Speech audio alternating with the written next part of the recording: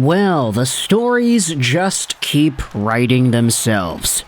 Because over the past few videos, we have spoken about the fallout, the aftermath of the 2025 NHL trade deadline, and now we are starting to see more of these stories come to light.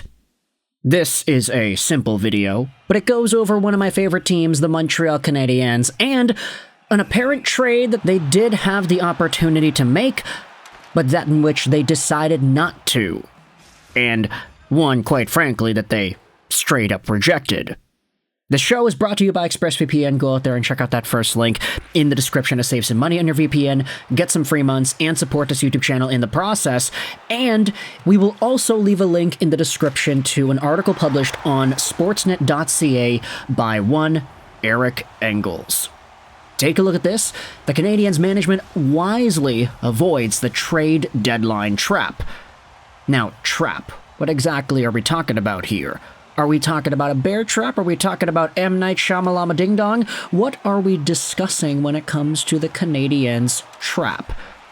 Well, we did kind of allude to this in the first video of yesterday's show, wherein we spoke about how the Montreal Canadiens doing nothing at the trade deadline was one of the better things they could have done.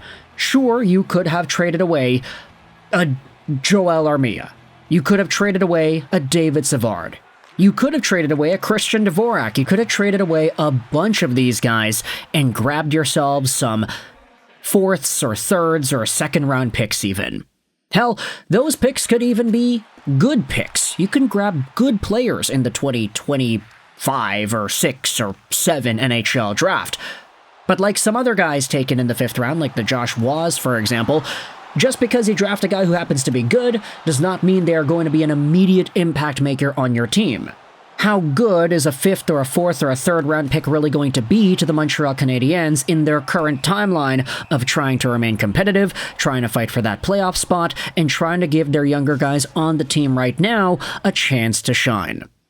I'd say that having David Savard in the lineup does that more than a 3rd round pick does. I'd say that having Joel Armia and the qualities, the intangibles, the play that he brings, that's more valuable to what the Canadiens are and are trying to be in the short-term future than whatever 2nd or 3rd round pick that they can get that will inevitably turn into a player that does or does not make the NHL at some point, maybe in 2029 or 2030. This is why we talk about the trap. Do the Canadiens go into an endless cycle of rebuilding by acquiring draft picks and prospects, or do they actually allow the assets they have on the team right now to continue their mentorship and continue their prosperity? Not even to say that Christian Dvorak or David Savard or Joel Armia are fantastic hockey players. They're good. I don't think they're top tier. It's not Connor McDavid going out there or anything. But they bring value to what the Canadiens bring on the ice right now. A 2nd round pick? As we said yesterday, a 2nd round pick isn't even real. That is not a physical, tangible thing. It is just the right to take a player next year in the draft or whatever.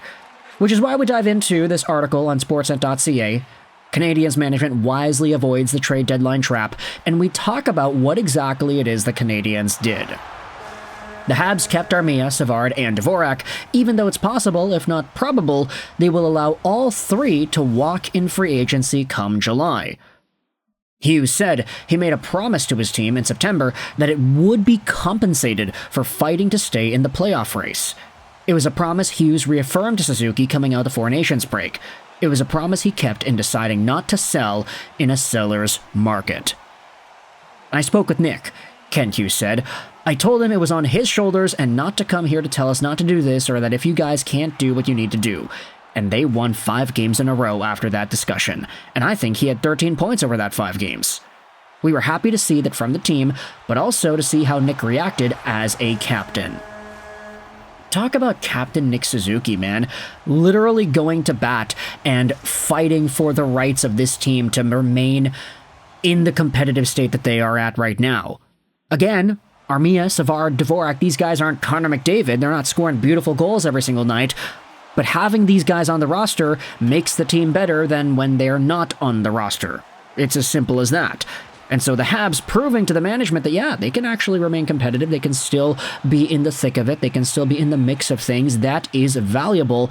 And that is going to help this management be convinced that maybe sending away a player for a third or a fourth or a second round pick isn't really all too useful for what the team is trying to do right now. Short-term thinking? Sure. But is it also one of these things where you could say there is value in the lesson being taught to the younger guys? I think that also is true, too. This is where the article dives into what the trade prices could have looked like. The Canadiens signed Jake Evans to a 4-year contract extension this week and turned away from what could have been a relatively whopping return, considering some of the prices that Cup contenders ended up paying for similar players. Sources that we touched base with said the Montreal Canadiens could have had a second-round pick for Joel Armia Friday, but they also turned away from that. This is why we are making this entire video, because Kent Hughes straight up rejected some sort of a Joel Armia trade that would have seen the Habs getting a second-round pick in exchange. Now, I know what you might be thinking. Lego, did you not make another video, like, earlier on in the season talking about the Joel Armia trade price and whether or not the Montreal Canadiens would have been able to get, like, a second or something in exchange for this player? And yeah, that's true. That's a conversation that we did have about the Montreal Canadiens in this 24-25 season. It's just, that was back in the time frame when the Canadiens were really sucking and things weren't looking good or up for this team at all. The Habs really needed that Four Nations break because ever since it concluded, they've been coming out swinging. Nick Suzuki's been scoring. Patrick Laine has been better, although he is sick right now, so hopefully he gets a speedy recovery. But the Montreal Canadiens are really legitimately, fantastically putting themselves in a much more competitive spot than anybody would have expected back a few weeks ago. And so all the offers that were on the table, it seems like they're now off. Hey, Habs players have all the rights to go out there and say, yeah, we are not going to be happy if you trade away a bunch of our guys that are playing meaningful-ish minutes whilst we are going on this win streak and whilst you already signed Jake Evans. There's a sort of camaraderie building itself up with this team based off of how they've been able to find results and put themselves in much better positions to succeed. So holding on to that and rewarding the players with a more competitive roster that can challenge for a playoff spot is, in my opinion, more valuable than whatever second-round pick you would have gotten for Armia. It's not even guaranteed that it would have been for this year. Imagine you get a second-round pick in 2026 or 2027. That guy's going to be 18 in 26 or 27, and then he's going to be 19, 20. He maybe doesn't make the NHL till he's 23. In what? 2030? 2029? By then, Nick Suzuki is going to be however old he's going to be. He's going to be 30. Do you want to wait that long? Or would you rather give this team a reward, some sort of experience for being able to show that they can do what they need to do to string together results and to win? Which is why I feel like this rejected trade, Armia for a second, makes a lot of sense for the Montreal Canadiens and what it is they're trying to envision on the ice this season, in the now, heading into potentially the 2025 Stanley Cup Playoffs. So, the article that we looked at is going to be linked in the description if you want to go ahead and read that yourself. There's a lot of extra information there that Eric Engels writes about in regards to the Canadiens and their situation, so go out there and check it out if you so please.